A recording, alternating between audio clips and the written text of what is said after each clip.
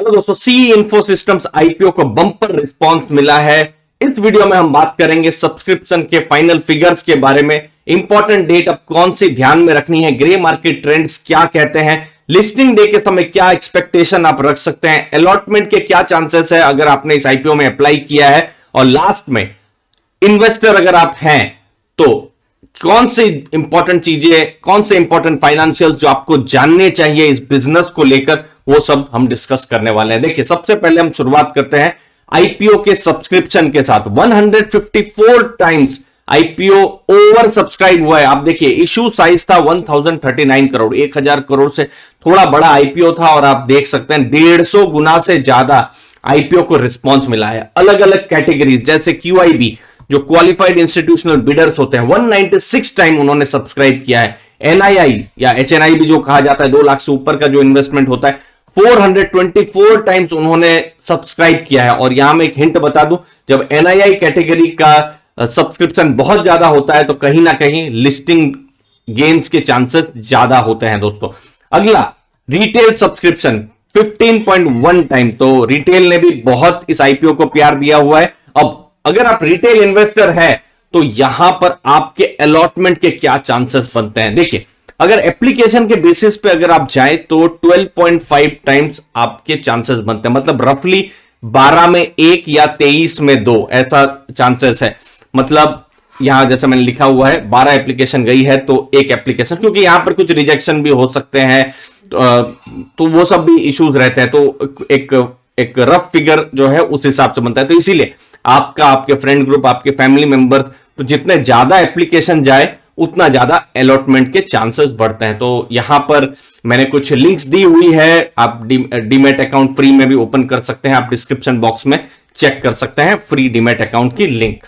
अब देखिए, हम फाइनल डेट्स के बारे में बात करते हैं, इंपॉर्टेंट डेट्स। देखिए, अब आईपीओ तो अभी खत्म हो गया है, उसकी बिडिंग, अलॉटमेंट जो है 16 दिसंबर को एक्सपेक्ट किया जा रहा है, और जो लिंक है वो 17 दिसंबर को हम एक्सपेक्ट कर रहे हैं। तो जो लिंक जो है वो भी मेरे जो टेलीग्राम ग्रुप है वहां पर मैं शेयर कर दूंगा। शेयर जो क्रेडिट है वो 20 तारीख को एक्सपेक्टेड है, और लिस्टिंग 21 तारीख को एक्सपेक्टेड है। अब यहां पर 1-2 दिन आगे पीछे भी हो सकता है, होता भी है, तो वहां पर कुछ घबराना नहीं है, हम आपको इंफॉर्मेशन देते रहेंगे दोस्तों। तो फिलहाल दिसंबर 17 एक इंपॉर्टेंट डेट लग रही है। लिस्टिंग के समय क्या चांसेस रह सकते हैं?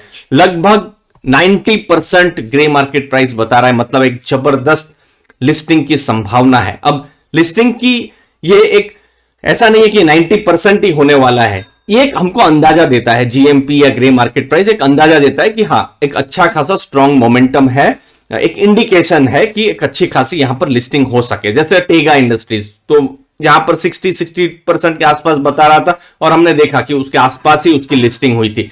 तो मार्केट कंडीशन भी यहां इंपॉर्टेंट है, तो एक अच्छा खासा मोमेंटम दिख रहा है। 34 एंकर इन्वेस्टर्स ने अप्लाई किया है, उसमें से 9 म्यूचुअल फंड्स भी हैं। कुछ बड़े म्यूचुअल फंड जैसे एचडीएफसी फोकस्ड है, आदित्य बिरला सन लाइफ स्मॉल है, निपॉन इंडिया स्मॉल कैप है, इन सब ने यहां पर अप्लाई किया है। अगर आप आईपीओ की बात करें 5500 करोड़ का अगर देखेंगे, अगर अब तो देखिए, अब तो लिस्टिंग तो अभी एक्सपेक्टेड बहुत ज्यादा है, बट अगर हाइपोथेटिकली समझिए कि लिस्टिंग इशू प्राइस में होती है तो 5500 करोड़ का इसका मार्केट कैप रहने वाला है, मतलब कंपनी एक स्मॉल कैप की कंपनी रहने वाली है, तो उसको आप बिल्कुल ध्यान में रखिएगा। कंपनी के बारे में बताते हैं, कंपनी क्या करती है, एडवांस्ड डिजिटल मैप्स। जी हां, 60 लाख किलोमीटर भारत में उन्होंने मैप्स बनाए हुए हैं, जो कि पूरा 98.5% इंडिया को वो कवर कर रहे हैं।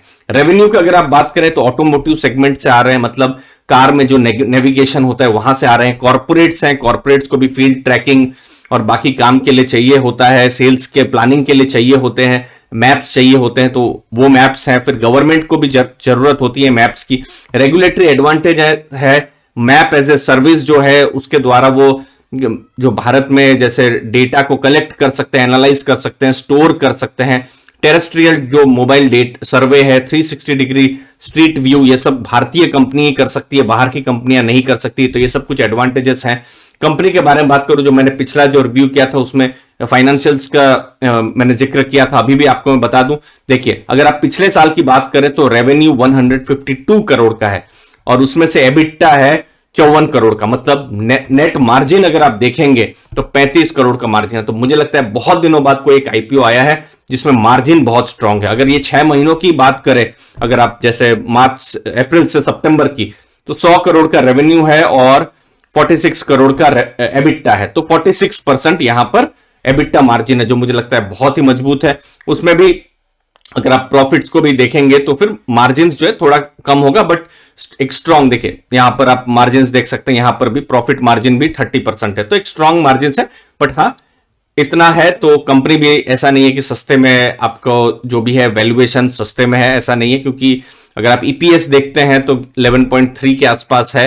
तो वैल्यूएशन थोड़ा सा हायर एंड में है। मैं वेंचुरा सिक्योरिटीज का एनालिसिस जो था वो मैं पढ़ रहा था, तो और ये मैं आपके साथ शेयर कर रहा हूं। बहुत सारी कंपनियां हैं, खैर ये सब डायरेक्ट कॉम्पिटिटर्स नहीं है, लेकिन ये सब कुछ कंपनियां हैं।